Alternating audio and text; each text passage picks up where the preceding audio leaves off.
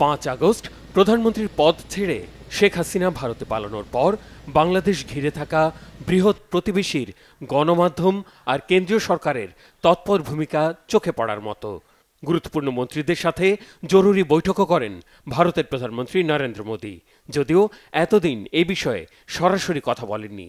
এবারই প্রথম জনসম্মুখে বাংলাদেশ প্রসঙ্গে কথা বললেন শেখ হাসিনার দীর্ঘদিনের পরীক্ষিত মিত্র নরেন্দ্র মোদী।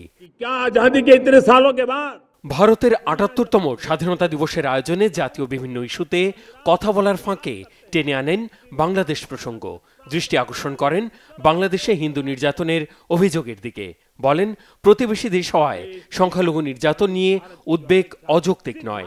এই বিষয়ে কার্যকর পদক্ষেপ নিতে বাংলাদেশে সদ্য দায়িত্ব নেওয়া অন্তর্বর্তী সরকারের প্রধান উপদেষ্টা ডক্টর মোহাম্মদ ইউনূসের প্রতি আহ্বান জানান তিনি। বলেন, বিষয়টি নিয়ে উদ্বিগ্ন ১৪০ কোটি ভারতবাসী। বাংলাদেশে যা কিছু হয়েছে সেটা নিয়ে প্রতিবেশী দেশ হিসেবে যে চিন্তা হচ্ছে তা আমি বুঝতে পারছি। আশা করছি সেখানে শিগগিরই পরিস্থিতি স্বাভাবিক হয়ে উঠবে। বিশেষ করে সেখানকার হিন্দু এবং সংখ্যালঘু সম্প্রদায়ের মানুষের সুরক্ষা যেন সুনিশ্চিত হয়, সেটা চাইছেন ১৪০ কোটি দেশবাসী। ভারত সবসময় চায় প্রতিবেশী দেশের সুখ শান্তি যেন নিশ্চিত হয়। 140 करोड़ देशवासियों की चिंता। বাংলাদেশের ছাত্র জনতার আন্দোলনে শেখ হাসিনার পতনের পেছনে নানা ষড়যন্ত্র তত্ত্বে পাকিস্তানের গোয়েন্দা সংস্থা আইএসআই, জঙ্গি আর যুক্তরাষ্ট্রের জড়িত থাকার গুঞ্জন ডালপালা বিস্তার করেছে। এই গুঞ্জনের পেছনে অনেকাংশেই ভূমিকা রাখা ভারতকে সাথে নিয়েই বাংলাদেশে পরিস্থিতি স্বাভাবিক করার চেষ্টা করা হবে বলে বার্তা দিয়েছে মার্কিন পররাষ্ট্র দপ্তর। বুধবার নিয়মিত ব্রিফিংয়ে এই বার্তা দেন পররাষ্ট্র দপ্তরের প্রধান উপমুখপাত্র বেদান্ত প্যাটেল।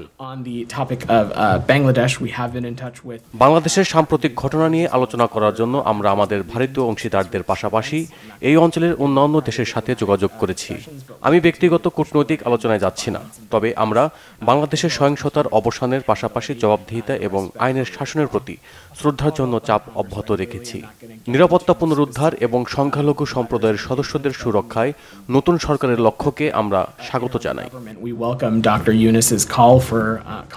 বাংলাদেশের সাম্প্রতিক সহিংসতার অবসানে নিরাপত্তা পুনরুদ্ধার ও সংখ্যালঘু সম্প্রদায়ের নিরাপত্তা নিশ্চিতের জন্য ডক্টর ইউনূসের নেওয়া তড়িৎ পদক্ষেপকে স্বাগত জানিয়েছে মার্কিন পররাষ্ট্র দপ্তর। আগের দিনের ব্রিফিংয়ে বাংলাদেশের গণবিক্ষোভ ও সরকার পতনের পেছনে যুক্তরাষ্ট্রের জড়িত থাকা নিয়ে শেখ হাসিনার অভিযোগকে হাস্যকর ও মিথ্যা বলেছিলেন এই Vedanta Patel. Mehrab Hussain Khan, Bangla vision, news desk.